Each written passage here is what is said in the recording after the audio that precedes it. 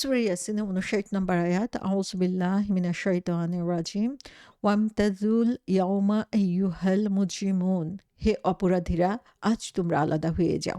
৫৮ নম্বর আয়াত পর্যন্ত আমরা দেখলাম আল্লাহ সুবহানাহু ওয়া তাআলা যারা হচ্ছে জান্নাতের চিরস্থায়ী বাসিন্দা তাদের জন্য কত অসংখ্য নিয়ামত রেখে দিয়েছেন, সেগুলো কিছু উদাহরণ আমাদের সামনে তুলে ধরেছেন। ৫৯ নম্বর আয়াত থেকে আমরা দেখি এটা সুইচ করছে। আল্লাহ সুবহানাহু ওয়া তাআলা আমাদেরকে জানাচ্ছেন বাম হাতে যারা আমলনামা পাবে, যারা জাহান্নামের অধিকারী হবে, তাদের অবস্থাটা কি হবে। এবং খুব পাওয়ারফুল ওয়েতে আল্লাহ সুবহানাহু ওয়া তাআলা এই জিনিসটা শুরু করেছেন। এবং এখানে আল্লাহ সুবহানাহু ওয়া তাআলা আমাদেরকে বলছেন যে যে এই যারা হচ্ছে অপরাধী, যারা হচ্ছে জাহান্নামী, তাদেরকে আল্লাহ সম্বোধন করবেন যে তোমরা যারা অপরাধীরা তারা আজকে আলাদা হয়ে যাও। সো প্রথমেই এখানে বলা হচ্ছে ওয়ামতাজু, যে এবং তোমরা ইমতাজু। ইমতাজু শব্দটি এসেছে ইমতাজা থেকে। ইমতাজা শব্দের অর্থ হচ্ছে কোনো জিনিসকে ডিস্টিংক্ট করা, সুস্পষ্টভাবে কোনো কিছুর মধ্যে পার্থক্য সৃষ্টি করা। এবং এখানে বলা হচ্ছে ইমতাজা শব্দের আরেকটা অর্থ হচ্ছে কাট অফ, যে দূরত্ব সৃষ্টি করা, বন্ধন হীন হওয়া। সো এখানে বলা হচ্ছে যে যারা হচ্ছে অপরাধী তাদেরকে উদ্দেশ্য করে বলা হচ্ছে তোমরা আজকে নিজেদেরকে বিচ্ছিন্ন করে নাও বিলিভারদের থেকে, ইমানদারদের থেকে, তাদের সাথে তোমরা আজকে দূরত্ব সৃষ্টি করো। এবং এটা আমরা দেখি একটা কমান্ড ফর্মে এসেছে। আল্লাহ সুবহানাহু ওয়া তাআলা এখানে আদেশ দিচ্ছেন যে তোমরা আগে তোমরা একসাথে ছিলে, মিক্সড ছিলে, সেখান থেকে তোমরা হচ্ছে আলাদা হয়ে যাও। যেমন অনেক ধরনের বাদাম একসাথে রয়েছে, সেখান থেকে আলাদা আলাদা করে প্রত্যেকটা বাদামকে আলাদা করে নিয়ে যাওয়া। এই যে মিক্সচার থেকে বাদামগুলোকে আলাদা করা হচ্ছে, এটা হচ্ছে ইমতাজা। সো এটাই এখানে বলা হচ্ছে যে তোমরা একসাথে ছিলে, কিন্তু আজকে এমন একটা দিন যেদিন তোমাদের পরিণাম নির্ধারিত হয়ে গিয়েছে এবং তোমরা আজকে ইমানদারদের থেকে আলাদা হয়ে যাও, তাদের সাথে দূরত্ব বজায় রাখো। সূরা ইউনুসে বলা হয়েছে, আর যেদিন আমি তাদের সবাইকে সমবেত করব, আর যারা শিরক করত তাদেরকে বলবো তোমরা এবং তোমাদের শরিকরা নিজ নিজ জায়গায় দাঁড়িয়ে যাও। অতঃপর তাদেরকে পারস্পরিক বিচ্ছিন্ন করে দেব। তখন তাদের শরিকরা বলবে তোমরা তো আমাদের উপাসনা বন্দেগী করনি। এবং তারপরে আমরা দেখি যে সূরা রুমে বলা হচ্ছে যে দিবস আল্লাহর পক্ষ থেকে প্রত্যাহৃত হবার নয়, সেই দিবসের পূর্বে আপনি সরল ধর্মে নিজেকে প্রতিষ্ঠিত করেন, সেদিন মানুষ বিভক্ত হয়ে পড়বে। তাহলে আমরা দেখি যে কোরআনে বারবার বলা হচ্ছে যে মানুষের মধ্যে গ্রুপ হবে, মানুষকে ডিভাইড করে দেওয়া হবে এবং সেই মানুষ সেদিন বিভিন্ন দলে বিভক্ত হয়ে পড়বে। সূরা রুমে বলা হচ্ছে যেদিন কিয়ামত সংঘটিত হবে সেদিন মানুষ বিভক্ত হয়ে পড়বে। সো কিয়ামতের দিনে আমরা দেখতে পাচ্ছি যে যদিও একই সময়ে সবাই তাদের কবর থেকে উত্থিত হবে, আল্লাহর সামনে হাসরের ময়দানে একত্রিত হবে, কিন্তু তারপরেও আমরা দেখি যে সেখানে কিছু গ্রুপ থাকবে, বিভাজন থাকবে। এবং সূরা সাফফাতে বলা হবে এটাই ফয়সালার দিন যাকে তোমরা মিথ্যা বলতে। একত্রিত করো গুনাহগারদেরকে, তাদের দোসরদেরকে এবং যাদের ইবাদত তারা করত আল্লাহ ব্যতীত, অতঃপর তাদেরকে পরিচালিত করো জাহান্নামের পথে। অর্থাৎ যারা হচ্ছে অবিশ্বাসী, যারা হচ্ছে আল্লাহ ছাড়া অন্যদের ইবাদত করেছে, তাদেরকে তাদের মাবুদ হিসেবে মেনে নিয়েছে, অথবা তাদের যারা সঙ্গী সাথী ছিল, তাদের সবাইকে হচ্ছে তখন জাহান্নামের পথে পরিচালিত করা হবে। তো স্ক্যারি থিং সেটা আমরা দেখি যে এখানে যাদের তারা ইবাদত করত তাদের তো অবশ্যই, এবং তাদের যারা সঙ্গী সাথী ছিল। সো আমরা এই জিনিসটা আমাদেরকে অবশ্যই খেয়াল রাখতে হবে যে আমার আশেপাশে কারা রয়েছে, কাদের সাথে আমার বন্ধুত্ব, তাদের সাথে আমার যদি হাসর হয়, তাদের সাথে আমাকে যদি আলাদা করে দেওয়া হয়, আমার গন্তব্য কোনটা হবে, জান্নাত হবে নাকি জাহান্নাম হবে। সো সেদিন এই গ্রুপটা ভাগ করে দেওয়া হবে। আল্লাহ সুবহানাহু ওয়া তাআলা জাহান্নামীদেরকে, যারা অপরাধী, তাদেরকে সেদিন আলাদা করে দিবেন তাদের সঙ্গী সাথী সহ। সো এটাই হচ্ছে আমাদের জন্য স্কেয়ারি। যদি আমরা দুনিয়ার বুকে আমাদের সঙ্গী সঠিকভাবে সিলেক্ট না করি, তাহলে হয়তো বা তাদের সাথে এমন সময় কাটানোর জন্য যে তাদের সাথে আমাদেরকে আবার হাসরে উত্থিত করা হবে, তাদের সাথেই আবার আমাদেরকে জাহান্নামের দিকে ঠেলে দেওয়া হবে। তাফসীরকারগণ বলেছেন যে এটা দুইটা অর্থ হতে পারে। একটা অর্থ হচ্ছে যে তোমরা যারা হচ্ছে ঈমানদার তাদের কাছ থেকে তোমরা বিচ্ছিন্ন হয়ে যাও। সো দুনিয়াতে এমন হতে পারে যে তোমরা সেম কমিউনিটিতে ছিলে, সেম বংশের ছিলে, সেম ব্রাদারহুডের মধ্যে ছিলে। কিন্তু আখিরাতে যেয়ে তোমাদের ডিভাইডেশনটা হচ্ছে, ভাগটা হচ্ছে বংশগৌরব দিয়ে না, তোমাদের হচ্ছে ঐতিহ্য বা কালচার দিয়ে না, বরং তোমরা কারা আল্লাহর দিনকে সঠিকভাবে ফলো করেছো এবং কারা সঠিকভাবে ফলো করো নাই, সেটার উপরে এই বিভাজনটা হবে। সেকেন্ড আরেকটা অর্থ হচ্ছে যে তোমরা একে অপর থেকে আলাদা হয়ে যাও। সো এখানে এই অর্থটা হতে পারে যে আগে হয়তোবা তুমি একই গ্রুপে ছিলে, কিন্তু এখন তুমি আর এক গ্রুপের মধ্যে থাকতে পারছো না, বরং সমস্ত গ্রুপ শেষ হয়ে গিয়েছে। যত কানেকশন ছিল সব কানেকশন তোমার কানেক্টেড হয়ে গিয়েছে। এখন তোমাকে পার্সোনালি আল্লাহ সুবহানাহু ওয়া তাআলার কাছে অ্যাকাউন্টেবল হতে হবে। তো এটাও আমরা জানি যে আল্লাহর সামনে যখন আমরা দাঁড়াবো, তখন আমাদের প্রত্যেকের কাজের হিসাব আমাদের প্রত্যেককেই দিতে হবে। সেখানে আমার বাবা-মা, আমার ভাই-বোন, আত্মীয়স্বজন, বন্ধু-বান্ধব কেউ আসবে না আমাকে বাঁচানোর জন্য। তো সেদিন প্রত্যেককে আলাদা, আলাদাভাবে আল্লাহ সুবহানাহু ওয়া তাআলার আম যেই কাঠগড়া, আদালতের কাঠগড়ায় সেখানে দাঁড়াতে হবে, সেটাও এখানে বুঝানো হতে পারে। ইবনে আব্বাস রাদিয়াল্লাহু আনহু বলেছেন যে সেদিন হচ্ছে এমন একটা দিন যেদিন ভালো এবং খারাপ কাজকে ডিফারেন্ট স্কেলে মাপা হবে। যখন একজন ইমানদারকে সামনে নিয়ে আসা হবে, তার যেই আমল ছিল সে আমলগুলো নিয়ে, এবং সেগুলোকে একটা পাত্রের মধ্যে রাখা হবে, তখন সেটা হচ্ছে অন্য আমলের চেয়ে দেখা যাবে যে হেভিয়ার হয়ে যাচ্ছে। যেটা আমরা কোরআনের মধ্যে দেখতে পাই, যেখানে বলা হচ্ছে আম যার যেই স্কেলটা, যার যেই দিকটা হেভি হবে, ভালো দিকটা যখন হেভি হবে, তখন তারা হচ্ছে সাকসেসফুল, তারা সফল হয়ে গিয়েছে। এবং একজন অবিশ্বাসী যে তাকে যখন আনা হবে, তখন তার আমলনামাগুলো হচ্ছে দাঁড়িপাল্লার একটা প্যানের মধ্যে রাখা হবে। এবং এই যে আমলগুলো আমরা দেখি যে অনেক নন মুসলিম রয়েছে যারা অনেক ভালো ভালো কাজ আমাদের দুনিয়ার বুকে করে থাকে, তখন দেখা যাবে যখন তাদের এই ভালো কাজগুলো আমল নেওয়া হচ্ছে, সো ওজন নেওয়া হচ্ছে, তখন সেগুলোর কোনো ওজনই থাকবে না এবং তাদেরকে জাহান্নামে নিক্ষেপ করা হবে। কারণ আমাদের প্রত্যেকটা আমলই ওয়েট বিয়ার করবে যখন তার পিছনে ইমান থাকবে। ইমান ছাড়া কোনো আমলই আল্লাহর কাছে গ্রহণযোগ্য না। সো এবং আমল ছাড়া কোনো ইমান হচ্ছে আমরা যতই মুখে প্রকাশ করি না কেন, সেটা গ্রহণযোগ্য না। সো ইমান এবং আমলের মধ্যে হচ্ছে সমন্বয় থাকতে হবে। সেগুলো তখনই হচ্ছে সেটা আমাদের ওয়েট স্কেলের মধ্যে ওজনকে বাড়াবে, আদারওয়াইজ সেটা বাড়াতে পারবে না। সো সেদিন ইবনে মাসউদ রাদিয়াল্লাহু আনহু বলেছেন যে সমস্ত মানুষকে আখিরাতে তার জবাবদিহিতার জন্য হাজির করা হবে, এবং যদিও তার ভালো কাজ হচ্ছে তার ভালো কাজগুলো খারাপ কাজের চেয়ে একটা ভালো কাজ দিয়েও যদি বেশি হয়ে থাকে, তাহলেও সে জান্নাতে যাবে। আবার একটা খারাপ কাজের জন্য যদি তার ভালো কাজের পাল্লার চেয়ে খারাপ কাজের পাল্লা ভারী হয়ে যায়, তাহলে জাহান্নামে যেতে হবে। এবং যারা হচ্ছে যাদের ভালো এবং খারাপ দুটো একই সমান হবে, তাদেরকে বলা হচ্ছে পিপল অফ আরাফ, যারা মধ্যবর্তী অবস্থানের মধ্যে থাকবে। তো এখানে আসলে বোঝানো হচ্ছে যে এই দুনিয়ার বুকে আমরা সবাই মিক্সড আপ। আমরা একে অপরের সাথে চলাফেরা করছি, একই নেইবারহুডের মধ্যে থাকছি, সেম স্কুলে যাচ্ছি, একই অফিসে আমরা কাজ করছি। সো আমাদের মধ্যে রাইট এবং রঙের ডিস্টিংশন আমরা সবসময় দেখতে পাই না এখানে।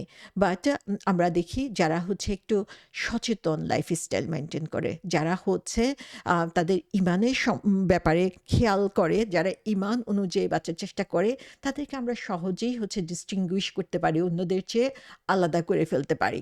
এবং যারা হচ্ছে আনগ্রেটফুল, যারা অকৃতজ্ঞ, যারা আল্লাহর নির্দেশ মানে না, তাদের কার্যক্রম দেখেও কিন্তু আমরা তাদেরকে আলাদা করতে পারি। সো যদিও একই সাথে আমাদের চলাফেরা, আমাদের ইমান এবং আমল আমাদেরকে অন্যদের সাথে ডিফারেন্ট ক্যাটাগরিতে নিয়ে আসে, এবং সেদিন আখিরাতে যখন আল্লাহর সামনে আমরা হাজির হয়ে দাঁড়াবো, সেদিন আমরা যাতে কমপ্লিটলি ব্যাংক্রাপ্ট না হই, হোপলেস না হই, আমরা যাতে আল্লাহ সুবহানাহু ওয়া তাআলার সামনে আমাদের ভালো আমলগুলোকে সঠিকভাবে পরিচর্যা করে সংরক্ষণ করে আল্লাহর সামনে হাজির হতে পারি, সেটার জন্য আমাদেরকে অবশ্যই খেয়াল রাখতে হবে। একটা হাদিসে এসেছে এরকম যে সত্যিকার ব্যাংক্রাপ্ট কারা, তো সাহাবারা বললেন যে যার কোনো টাকা পয়সা নাই সেরকম কেউই হবে ব্যাংক্রাফট। আল্লাহ রাসূল সাল্লাল্লাহু আলাইহি ওয়াসাল্লাম বললেন যে সত্যিকার ব্যাংক্রাফট হচ্ছে তারাই যারা হচ্ছে অনেক আমল নিয়ে আল্লাহর সামনে হাজির হবে, কিন্তু দেখা যাবে যে তারা মানুষের সাথে যে মুআমালাত, মানুষের সাথে তাদের যেই সম্পর্ক ছিল সেই সম্পর্কের ব্যাপারে তারা সচেতন ছিল না, যে কারণে হচ্ছে তাদের আমলগুলো ধূলিসাৎ হয়ে গেল, আমলগুলো ধ্বংস হয়ে গেল, এবং সেই হচ্ছে সত্যিকার ব্যাংক্রাফট। তো আসলেই আমাদেরকে খেয়াল রাখতে হবে যে আমরা যত ভালো কাজই করি না কেন আমাদের ভালো কাজগুলো আমরা ধ্বংস করে দিচ্ছি কিনা আমাদের কথা, কাজ এবং মানুষের সাথে আচরণের মাধ্যমে। তো এখানে বলা হচ্ছে ইমতাজুল ইয়াউমা আইয়ুহাল মুজরিমুন, কাদেরকে সম্বোধন করে বলা হচ্ছে মুজরিমুন, যারা হচ্ছে ক্রিমিনাল। ক্রিমিনাল কারা? যারা হচ্ছে শুধু তারা যে ক্রিমিনাল তা না, বরং তারা খারাপ কাজ করেছে এবং তারা কনভিক্টেড, এবং এটা প্রমাণিত যে তারা এই কাজটা করেছে। সো যারা কোনো কিছু রং করেছে, ভুল করেছে, এবং এখন তাদেরকে হচ্ছে তাদের সেই কনসিকুয়েন্সটাকে সাফার করতে হবে। সো আল্লাহ আমাদেরকে এখানে বলছেন যে আম আ তাদের পরিণাম কি হবে এবং কাদের জন্য এই পরিণাম রয়েছে। আল্লাহ সুস্পষ্টভাবে আমাদেরকে বলে দিচ্ছেন যে এটা যেন তেন ধরনের ক্রিমিনাল না, বরং এই ক্রিমিনাল যারা তারা তাদের যে ক্রাইম সেটা হচ্ছে অলরেডি প্রুভড। তো এটাই হচ্ছে কোরআনের একটা নিয়ামা আমাদের জন্য, যে যখন কেউ হচ্ছে কোনো ভুল কিছু করে তাদেরকে হচ্ছে পেনাল্টি দিতে বলা হচ্ছে। যখন আমরা ভুল করে ফেলি তাহলে সেটার আ উম আ কে সেটা থেকে বাঁচার জন্য আমরা কি করতে পারি, আ সেটা হচ্ছে আমাদেরকে আল্লাহ সুবহানাহু ওয়া তাআলা জানিয়ে দিচ্ছেন।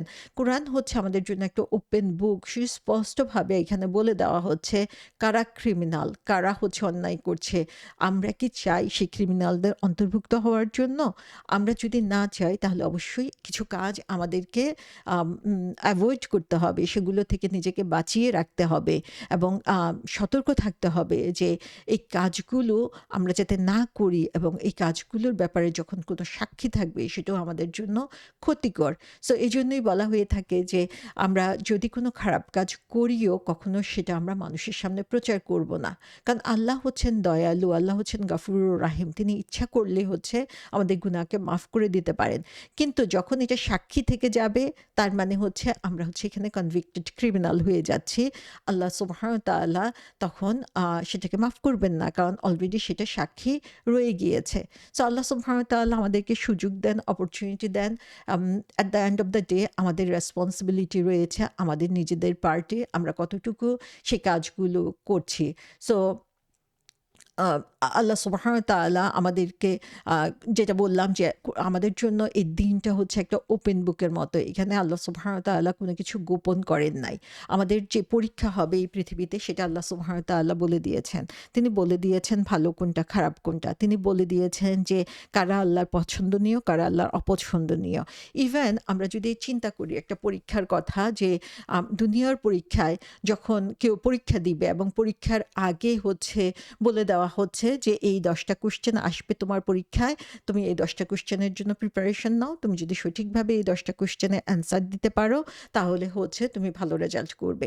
আ আমার মনে হয় না যে এমন কেউ রয়েছে যে এই সুযোগটা হারাবে। তারা এই ১০টা কোয়েশ্চেনের জন্যই তাদের বেস্ট প্রিপারেশন নিবে, বেস্ট ওয়েতে তারা প্রিপেয়ার্ড হবে, এবং কেউই হচ্ছে আনসাকসেসফুল হওয়ার কোনো সুযোগ নাই যদি তারা এটার জন্য সঠিকভাবে প্রস্তুতি নিয়ে থাকে। তো আমরা দেখি আল্লাহ সুবহানাহু ওয়া তাআলা আমাদেরকে সেই ওপেন কোয়েশ্চেন আমাদের সামনে দিয়ে দিয়েছেন। তিনি আমাদের আমাদের প্রথমেই জানিয়ে দিয়েছেন যে কিয়ামতের ময়দানে আমরা যদি সাকসেসফুল হতে চাই আমাদেরকে অবশ্যই ৫ টা প্রশ্নের জবাব দিতে হবে। প্রশ্ন আমাদেরকে দিয়ে দিয়েছেন।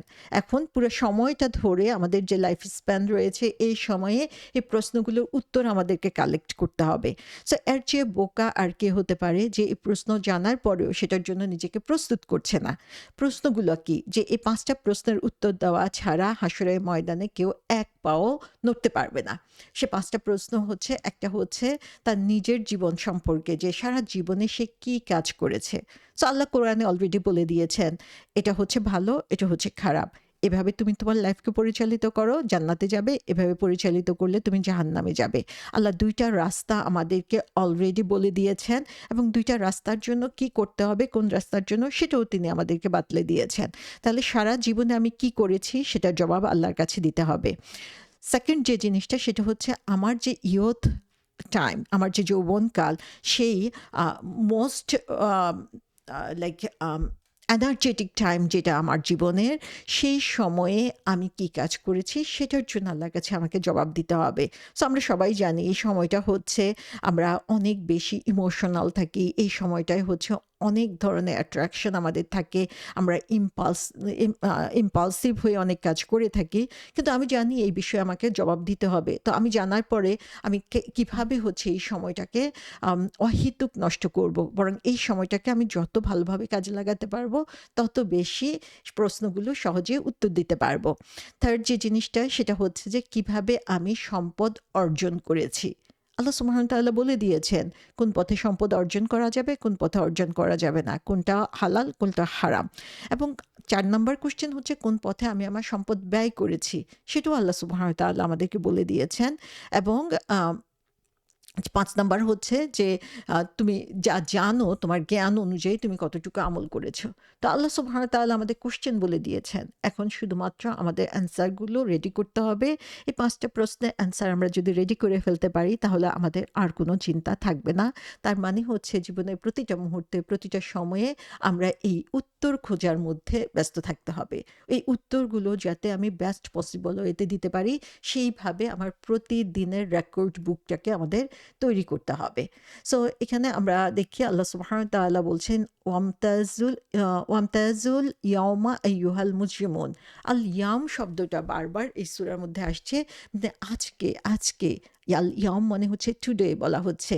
এবং এই যে আল্লাহ সুবহানাহু ওয়া তাআলা বারবার আমাদের চোখের সামনে আজকে বলে, অর্থাৎ ইমিডিয়েট একটা জিনিস আমাদের চোখের সামনে দেখাচ্ছেন। সো আল্লাহ আসলে আমাদের সামনে একটা ছবি ফুটিয়ে তুলতে যাচ্ছেন, একটা সিচুয়েশন আমাদেরকে দেখাচ্ছেন যে as if it is happening right here right now.